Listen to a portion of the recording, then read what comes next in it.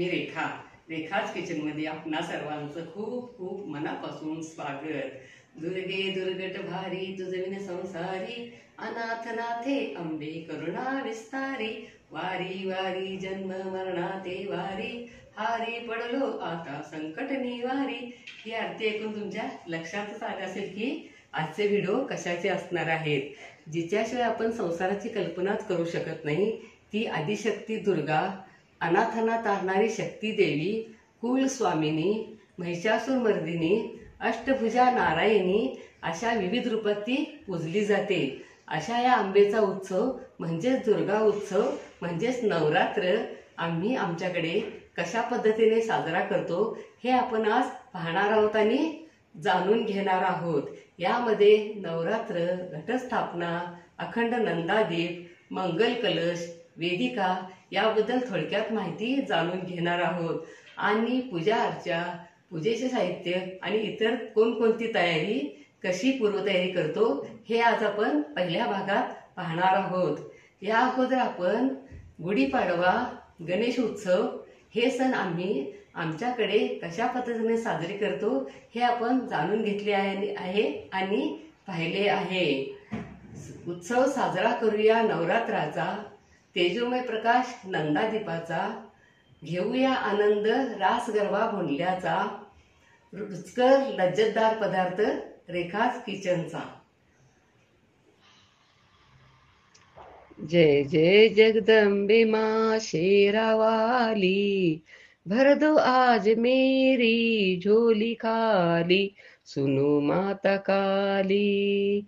जय जय जगदम्बे माँ, सुनो आदि भवानी माँ मेरी, करूँ पूजा भवानी माँ तेरी, तेरी महिमा अपार भक्त आए तेरे द्वार, कर दो कृपा मुझ पे हे माता रानी, सुनो माता काली।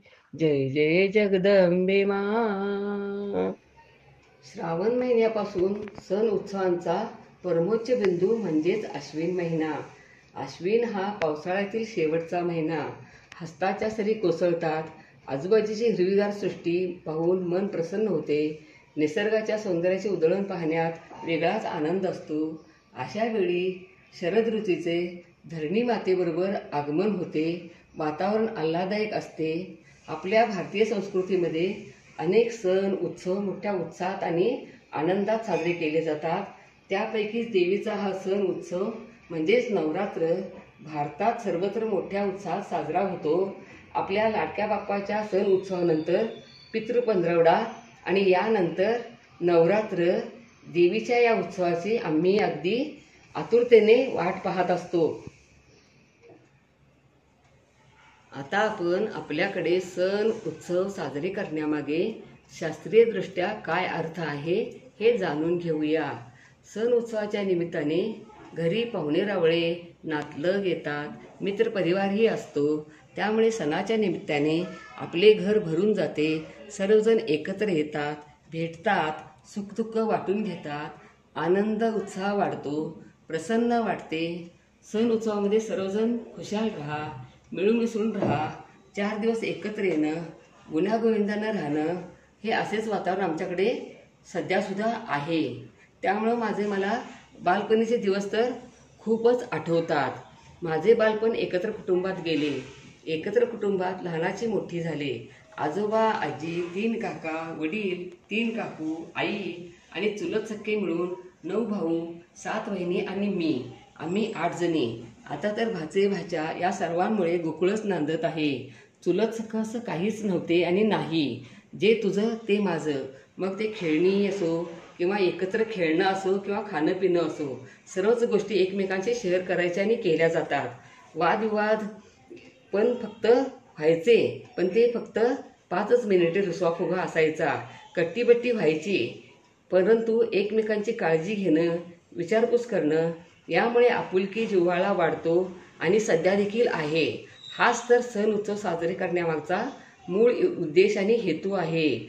म्हणून मला तर म्हणावेच वाटते, लहानपण देगा देवा, मुंगी साखरेचा ठेवा। आता आपण नवरात्राबद्दल थोडी माहिती जाणून घेऊया. सर्वमंगल मांगल्ये शिवे सर्वार्थ साधिके शरण्ये त्र्यंबके गौरी नारायणी नमस्तुते. आश्विन शुद्ध प्रतिपदेपासून शरद ऋतूचे आगमन होते. प्रतिपदेपासून नवमीपर्यंत साजऱ्या होणाऱ्या देवीच्या या उत्सवाला शरद ऋतूच्या काळात साजरा होतो, म्हणून याला शारदीय नवरात्र देखील म्हणतात. 9 दिवस हा उत्सव साजरा करतात, म्हणून नवरात्र. 10व्या दिवशी नवरात्राची समाप्ती होते. नवरात्र हा संस्कृत शब्द आहे. नवरात्र म्हणजे 9 रात्रींचा समूह. आपण दररोज पूजा करीत असलेल्या कुलदेवतेतील देवत्व अधिकाधिक प्रभावी व्हावे, तिची आपल्या घरावर कुटुंबावर कृपाक्षेत्र असावे आणि अदृश्य शक्तीपासून तिचे आपल्या कुटुंबाला संरक्षण मिळावे, या हेतूने शास्त्रात नवरात्र व्रत सांगितले आहे. घरात एकोपा, शांती, समाधान नांदते. धर्मग्रंथानुसार चातुर्मासाच्या काळात म्हणजेच आषाढ ते आश्विन या 4 महिन्यात सर्व देवी देवता निद्रिस्त होतात असे मानले जाते. या निद्रावस्थेतून देवीला जागे करण्यासाठी नवरात्राच्या काळात करावयाचा विधी सांगितला आहे. त्याला बोधन असे म्हणतात.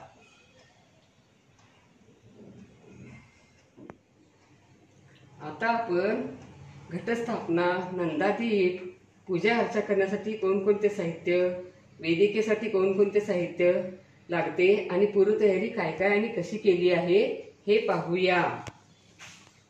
कर्दळीचे खुंट ठेवण्यासाठी ग्लास, तरसाळ, नारळ, रांगोळी, तेलातल्या वाती, तुपातल्या फुलवाती, गेज वस्त्र, उदबत्ती पुडा, कापूर, अत्तर, गंध, गुळ खोबरं, हळद, कुंकू, अष्टगंध, रंगीत अक्षता, ताम्हण, पळी पंचपात्र, घंटी, धुपारती, ग्लास आणि वाटी हे नैवेद्यासाठी, तांब्याचा कलश, उदबत्ती लावण्यासाठी प्लेट,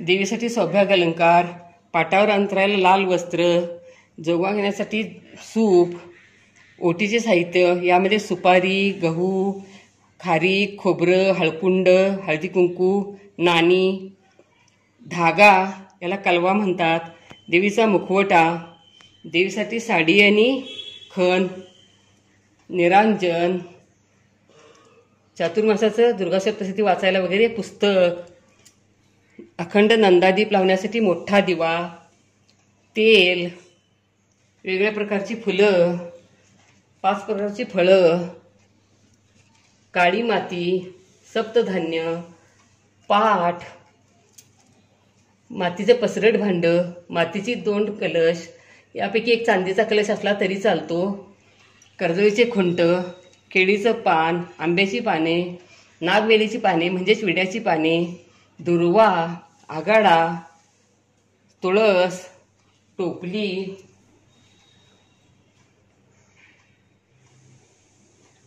आता आपण 9 दिवस देवी वेगवेगळ्या म्हणजेच 9 रूपात असते. ते वेगवेगळी कोणती 9 रूपं आणि देवीला 9 दिवस वेगवेगळे नैवेद्य दाखवण्याची प्रथा आहे. त्या दिवसानुसार तो नैवेद्य देवीला दाखवायचा असतो. तर ते नैवेद्य कोणते आणि देवीची कोणकोणती रूपं असतात 9 दिवस हे आपण आता पाहूया. पहिला दिवस शैलपुत्री माँ गाईचे तूप, दुसरा दिवस ब्रह्मचारिणी माँ साखर, तिसरा दिवस चंद्रघटा माँ दूध, चौथा दिवस कृष्मांडा माँ मालपुआ किंवा गुळातला सांजा किंवा शिरा, 5वा दिवस स्कंदमाता देवी केळी, 6वा दिवस कांत्यायनी मध, 7वा दिवस काल रात्री गूळ, 8वा दिवस महागौरी नारळ किंवा खोबरं, 9वा दिवस सिद्धिदात्री देवी तीळ. हे साहित्य वापरून आपण वेगवेगळे पदार्थ करून देवीला नैवेद्य दाखवले तरी चालते किंवा असे नैवेद्य दाखवला तरी चालतो. देवीची आणखीन काही विविध रूपे आहेत, ती कोणती हे जाणून घेऊया.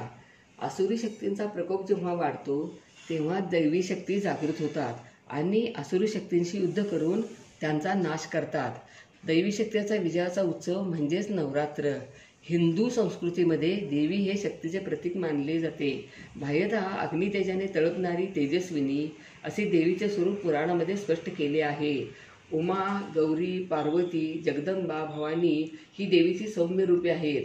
दुर्गा, काली, चंडी, भैरवी, चामुंडा, भद्रकाली, महाकाली, रक्तदंतिका अशी देवीची उग्र रूपे आहेत. भारतभरात देवीची शक्तिपीठे आहेत. या शक्तिपीठापैकी 3.5 शक्तिपीठे महाराष्ट्रात आहेत. तुळजापूरची भवानी माता, कोल्हापूरची अंबाबाई, माहूरगडची रेणुका माता, वणीची सप्तशृंगी माता अशी ही शक्तिपीठे आहेत. नवरात्राच्या काळात भोंडला, फुलाबाई, हदगा या नावाने खेळ साजरा करणे हे महाराष्ट्राचे वैशिष्ट्य आहे. गुजरातमध्ये अंबिकेची पूजा करतात. रास गरबा नृत्याची परंपरा आहे. ही परंपरा आता सगळीकडेच रुजली आहे.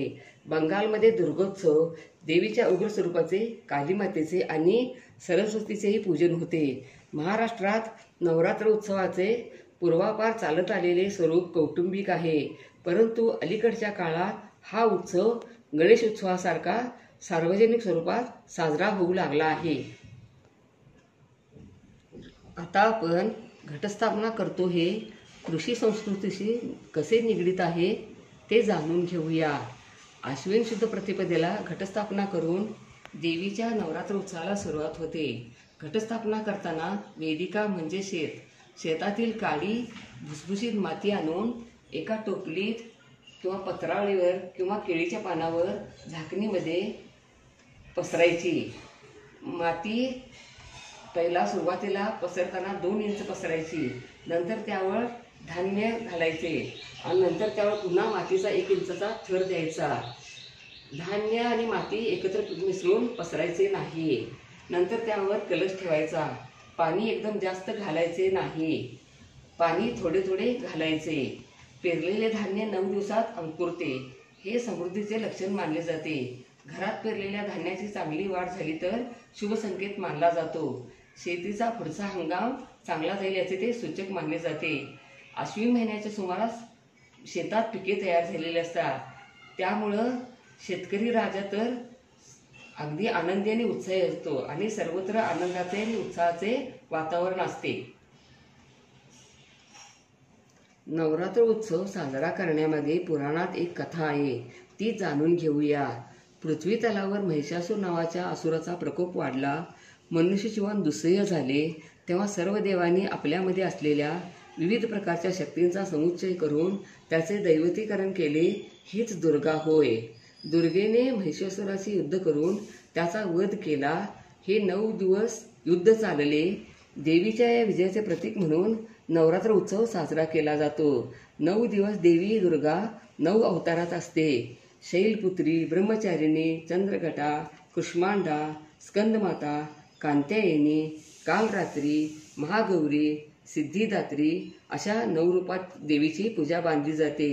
नवरात्र येणाऱ्या वारानुसार त्या रंगाची साडी देवीला नेसवून तिची पूजा केली जाते. तसेच आम्ही महिला देखील त्या दिवशीच्या रंगाची साडी परिधान करतो आणि नवरात्र उत्सव साजरा करतो.